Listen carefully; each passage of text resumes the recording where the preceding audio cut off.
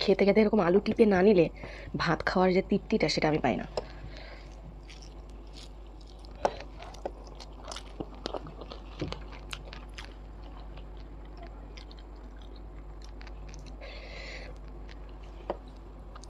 ভালোই হয়েছে, একটু মিষ্টি মিষ্টি।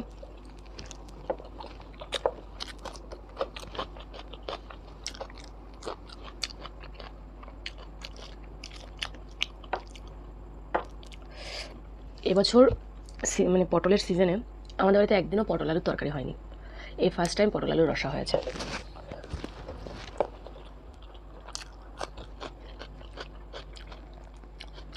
কারণ পটল আলুর তরকারিটা আমি খুব একটা ভালোবাসি না।